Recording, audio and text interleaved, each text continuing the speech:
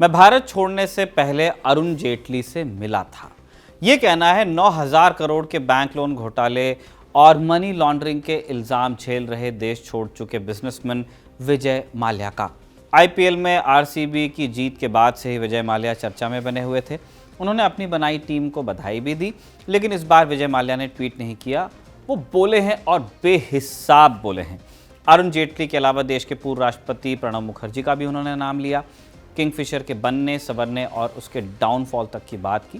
ये सारी बातें उन्होंने की पॉडकास्टर राज शमानी के साथ किए एक 4 घंटे के इंटरव्यू में।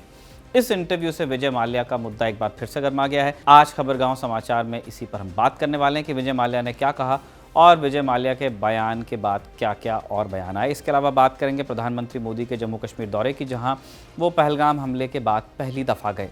बात उस 23 साल की इंजीनियर की भी हम करेंगे जिसने उधारी चुकाने के लिए कैब ड्राइवर्स को ही लूटना शुरू कर दिया। नमस्ते, मैं हूं निखिल और आप देख रहे हैं खबरगांव समाचार। सबसे पहले बात इसकी कि विजय माल्या ने अरुण जेटली पर क्या कहा है। सबसे ज़्यादा बज़ इसी चीज़ को लेकर है। 9 मार्च 2016 का दिन था जब मोदी सरकार ने सुप्रीम कोर्ट में जानकारी दी थी कि विजय माल्या ने 2 मार्च 2016 को ही मुल्क छोड़ दिया। इस खबर के आने के बाद ही विजय माल्या भगोड़े विजय माल्या हो गए। होते हुए क्यों नहीं, उनके पीछे किंगफिशर के हज़ारों एम्प्लॉयज़ थे जिनको वेतन नहीं मिला था। विजय माल्या के पीछे थे वो बैंक्स भी जिनसे लिया हुआ हज़ारों करोड़ का कर्ज माल्या ने चुकाया नहीं था। लेकिन जो माल्या ने अभी कहा है वो कहानी 2 मार्च 2016 की है। उन्होंने दावा किया है कि 2 मार्च को वो दिल्ली में थे, पार्लियामेंट गए थे और अरुण जेटली से मिले भी थे। अरुण जेटली उस वक्त वित्त मंत्री थे। माल्या का कहना है कि उन्हें जिनीवा जाना था और ये बात उन्होंने जेटली को भी बताई थी और वो पार्लियामेंट से ही दिल्ली एयरपोर्ट के लिए निकले थे। माल्या का एक और दावा है कि उन्होंने अरुण जेटली से कहा था कि मैं वापस आऊँगा और मैं बैंक के साथ मामला सेटल करना चाहता हूँ, लेकिन माल्या कभी वापस नहीं आए। माल्या ने जेटली से मिलने की बात वैसे शमानी के इंटरव्यू से पहले भी कही है। 2018 में वो कह चुके हैं ये सब। 12 सितंबर 2018 को लंदन के एक कोर्ट के बाहर उन्होंने यही बात कही थी कि वो भारत छोड़ने से पहले अरुण जेटली को बताकर आए थे। I left because I had a scheduled meeting in Geneva. I met the finance minister before I left. Repeated my offer to settle with banks. That's the truth. तब कांग्रेस के राज्यसभा सांसद पीएल पुनिया ने कहा था कि उन्होंने माल्या और जेटली को पार्लियामेंट के सेंट्रल हॉल में मिलते हुए देखा था। सीसीटीवी फुटेज से इस बात की पुष्टि की जा सकती है। तब अरुण जेटली ने भी एक बयान जारी किया था और कहा था कि मैंने उन्हें यानी विजय माल्या को 2014 के बाद से कोई अपॉइंटमेंट नहीं दिया है। राज्यसभा में मेरा और माल्या का मिलना कोई मीटिंग नहीं थी। वो राज्यसभा के सांसद थे और इसी को मिसयूज़ करते हुए वो मुझसे मिलने आ गए थे। अरुण जेटली ने कहा था कि वो तेज़ी से मेरे पास आए और चलते हुए बोले कि मैं सेटलमेंट का ऑफ़र देना चाहता हूं। मैंने उनसे कहा कि मुझसे बात करने का फ़ायदा नहीं, आप ये सेटलमेंट का ऑफ़र बैंक्स को दीजिए। उनके हाथ में जो पेपर्स थे वो भी मैंने नहीं लिए। ये जेटली का दावा था। अरुण जेटली पर आए इस बयान को लेकर कांग्रेस ने 2018 में भी सवाल उठाए थे, अभी भी उठा रही है। कांग्रेस प्रवक्ता पवन खेड़ा ने ट्वीट करके लिखा है कि विदेश मंत्री पाकिस्तान को बताकर हमला करते हैं, बैंकों के भगोड़े वित्त मंत्री को बताकर देश से भागते हैं। नरेंद्र का तो पूरा सिस्टम ही सरेंडर निकला। विजय माल्या पर ये टसल कांग्रेस बीजेपी के बीच में नई है। कांग्रेस भारतीय जनता पार्टी पर आरोप लगाती रही है और सवाल पूछती रही कि उनके राज में माल्या कैसे भाग गए, और बीजेपी कांग्रेस पर आरोप लगाती रही है कि माल्या को लोन दिलवाने और फ्रॉड करवाने में कांग्रेस के ही तो लोग थे। उन्हीं के टेन्योर में माल्या को इतना पैसा मिला, तो फिर बीजेपी पे कैसे इल्ज़ाम लग रहे हैं। खैर, माल्या ने और क्या कहा उस पर आ जाते हैं इस वाले इंटरव्यू में। माल्या ने एक बयान में कांग्रेस की सरकार में वित्त मंत्री रहे और बाद में भारत के राष्ट्रपति रहे प्रणब मुखर्जी के बारे में भी बात कही है। उन्होंने कहा कि 2008 में जब किंगफिशर एयरलाइंस घाटे में चल रही थी तब वो प्रणब मुखर्जी के पास गए थे और कहा था कि उन्हें किंगफिशर के एरोप्लेन्स और स्टाफ को कम करना पड़ेगा। माल्या का दावा है कि मुखर्जी ने तब कहा था कि आप डाउन साइज मत कीजिए, बैंक्स आपकी हेल्प करेंगे। माल्या ने कहा है कि उन्होंने जो कर्ज लिया था उसकी रिकवरी हो चुकी है।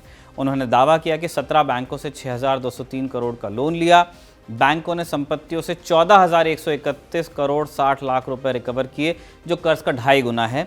मैंने 2012 से 2015 में 4 बार सेटलमेंट ऑफर दिया, जिसमें 5,000 करोड़ का ऑफर भी था, लेकिन बैंक्स ने ठुकरा दिया। ये सब माल्या के दावे हैं। इनकी सच्चाई के बारे में हम इंडिपेंडेंटली कोई वेरिफिकेशन अपनी तरफ से नहीं दे सकते। माल्या पर इल्ज़ाम है कि उन्होंने फ्रॉड किया है और अभी ये जांच का विषय है, अदालत को ही अंतिम फैसला देना है। इसके अलावा राज शर्मानी के पॉडकास्ट में माल्या ने किंगफिशर के एम्प्लॉयज़ से माफ़ी भी मांगी और कहा कि वो भारत आने के बारे में सोचेंगे अगर उन्हें फेयर ट्रायल मिलता है तो। उनका कहना है कि वो चोर या भगौड़ा नहीं है। सोशल मीडिया पर राज शर्मानी की आलोचना भी इस पॉडकास्ट के बाद शुरू हुई है। लोग इल्ज़ाम लगा रहे हैं कि उन्होंने क्रिमिनल को स्पेस क्यों दिया। विजय माल्या के बयानों पर और राज शर्मानी के पॉडकास्ट पर आप दर्शकों की क्या राय है, आप कमेंट बॉक्स में लिखकर ज़रूर बताइएगा। आगे बढ़ते हैं और बात करते हैं प्रधानमंत्री मोदी के जम्मू कश्मीर दौरे के बारे में।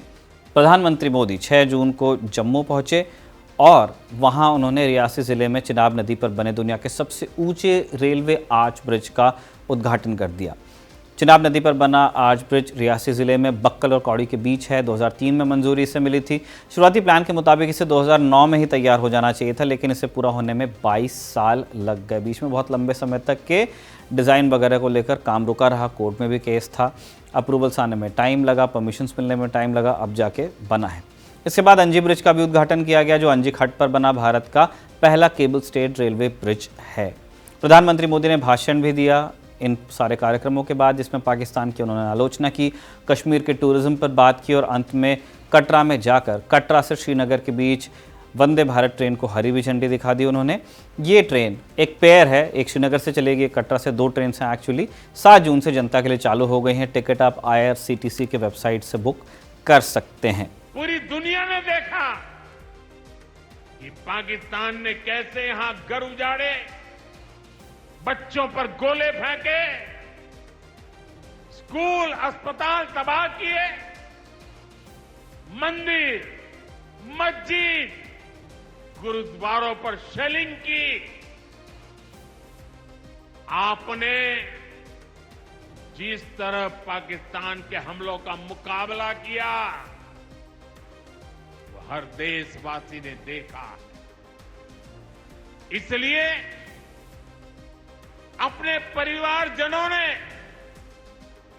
उनके साथ हर देशवासी पूरी शक्ति से खड़ा है। साथियों, जिन लोगों की क्रॉस बॉर्डर फायरिंग में मृत्यु हुई है, उनके परिवार के सदस्य को कुछ दिन पहले ही नियुक्ति पत्र सौंपे गए। अब आपको एक ऐसे इंजीनियर की कहानी बताते हैं जिसे दिल्ली से गिरफ्तार किया गया है। क्यों?